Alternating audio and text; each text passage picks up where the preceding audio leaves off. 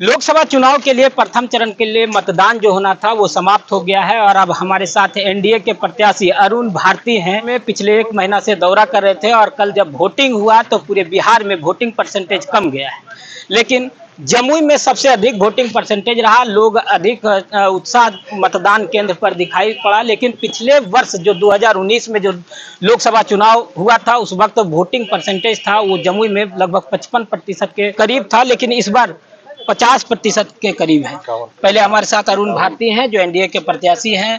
Sir, क्या दावा है? पहले लोकसभा चुनाव हो गया है, मतदान हो गई है जी। लोकसभा का चुनावी महापर्व है, फर्स्ट फेज का खत्म हो चुका है। और जैसा कि जनता के से जनसंपर्क के दौरान मुझे पता चला था कि मुझे भरपूर प्यार मिलेगा। उनका आशीर्वाद मुझे मतों के रूप में मिला है और मुझे पूर्ण विश्वास है कि हम लोग चिराग पासवान, जैसा मैं कहता आ रहा हूँ, हम लोग चिराग पासवान जी के रिकॉर्ड को तोड़ करके उनसे ज़्यादा मतों से जीतेंगे। वोटिंग परसेंटेज घट गई है, 55% के लगभग करीबन था 2019 में। अब 2024 में जो चुनाव हुआ 50% है। कहाँ कमी और क्या उसको देखते हैं, किस रूप में देखते हैं? वोटिंग परसेंटेज कम हुई है, इसके हो सकते हैं कई कारण हो। मौसम बहुत, आपको पता है, गर्म रहा है। शादी ब्याह का भी लगन का ये रहा है। लेकिन अगर आप देखिएगा तो चूंकि मतदाता भी लगभग 3 लाख से ज़्यादा बढ़े हैं, तो हमारी हार जीत की मार्जिन पे बहुत फर्क नहीं पड़ेगा इससे।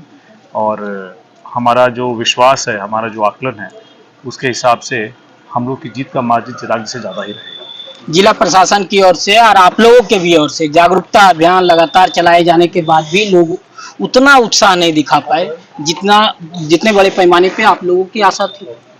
देखिए, उम्मीद तो थी कि ज़्यादा से ज़्यादा लोगों का आशीर्वाद मिलेगा और मुझे लगता है हमें मिला भी है। और चारों लोकसभा अगर आप देखेंगे, चारों लोकसभा में सबसे ज़्यादा मतदान, सबसे ज़्यादा आशीर्वाद हम लोग को यहाँ मिला है। और जनता का ये जो प्यार मिला है, ये मतों के रूप में आपको 4 जून के दिन आपको भी दिखेगा। तो 2,49,000 वोट से अधिक मतों से अरुण भारती जीतेंगे जमुई में? जी बिल्कुल, उससे ज़्यादा मतों से जीत रहे हैं। चिराग जी के पासवान के रिकॉर्ड को तोड़ रहे हैं। आप जीत जाते हैं तो जमुई की जनता से जो आपने वादा किया है उसको पूरा करने में आप कितना रहेंगे उसमें? देखिए, जैसा मैंने पहले भी कहा है, जीतने के बाद यहाँ पे जनता के लिए मैं उपलब्ध रहूँगा, मैं यहीं रहूँगा। और जो भी हम लोगों ने चिराग पासवान जी के अधूरे कार्यों को आगे बढ़ाने की बात की है, नई परियोजनाएं लाने की बात की है, उन सब का क्रियान्वयन हम लोग शुरू कर देंगे। आरजेडी की जो कैंडिडेट है वो कह रही है कि कई जगह पे आपके कार्यकर्ता के द्वारा उनके साथ मारपीट भी की गई, उसको किस रूप में देखते हैं? ये एकदम सरासर, देखिए, पूरे चुनाव में वो लोग सरासर अनर्गल, झूठे और सतही आरोप लगाते रहे हैं। यहाँ भी अपनी हार को अपने सामने देखते हुए उन्होंने फिर से मतदान के दिन भी उन्होंने गलत आरोप लगाए हैं। उल्टा मैं ये आरोप उनके ऊपर लगाता हूं कि बूथ नंबर 135 पे उनके गुंडे जो थे हमारे मतदाताओं को मत नहीं दे, अपने मताधिकार का प्रयोग नहीं करने दे रहे थे, मारपीट कर रहे थे। वीडियो भी सामने है और वो वीडियो भी आया हुआ है। उसी तरह से चौडीहा में, मैं एग्जाम्पल दे रहा हूं आपको, बूथ नंबर 70 और 71 पे भी वो हमारे मतदाताओं को अपने मताधिकार का प्रयोग नहीं करने दे रहे थे। तो ये राजद के लोग हैं जो ऐसा काम करते आए हैं। पहले भी पूरे चुनाव के वक्त भी उन्होंने शेखपुरा में मारपीट किया, उन्होंने तेजस्वी जी की सभा में मेरे परिवार को गाली दी, जिसकी आज तक उन्होंने माफ़ी नहीं मांगी है, जो हम लोग को बड़ा आहत करता रहा है और बड़ा दुर्भाग्यपूर्ण रहा है। और मतदान के दिन भी अपनी हार को अपने सामने देखते हुए वो यहाँ भी अपनी निराशा को, हताशा को मारपीट के रूप में, और हमारे जो मतदाता हैं उनको मताधिकार का प्रयोग नहीं करने देने के कारण वो उन्होंने रोक अवरोध लगाया है। हम लोगों ने ऐसा कुछ काम नहीं किया, हम लोग ऐसा नहीं करते हैं। वो आज भी यही काम अगर नगर में कर रहे हैं तो सोचिए कि गांव में क्या करते होंगे, किस तरह की अभद्र टिप्पणियां, गालियां देते होंगे वहां के दलितों को, वहां के जो कमजोर वर्ग के लोग हैं, और कैसे वहां भी वो लोग मारपीट करते होंगे, जिस तरह से उन्होंने नगर में, इसका एग्जाम्पल मैंने आपको सुनाया है। तो ये आरोप बिल्कुल निराधार है। उल्टे मैं आरोप लगा रहा हूं कि उनके मतदाताओं ने, उनके गुंडों ने हमारे मतदाताओं को मताधिकार का प्रयोग करने से रोका है, और इसकी हम आगे जो चुनाव आयोग में इसकी हम लोग शिकायत करेंगे। चिराग पासवान को मार लगाकर गाली दी गई, इसका कितना फायदा देखते हैं और क्या लगता है? गाली देने के बाद आरजेडी के जो लोग हैं उनका भी बयान सामने आया, वो कह रही है कि मंच के नीचे से कौन गाली दिया, किसने देखा है? देखिए, ये मुद्दा हमारे लिए राजनीतिक मुद्दा नहीं है, ये हम लोगों के लिए व्यक्तिगत और पारिवारिक मुद्दा है।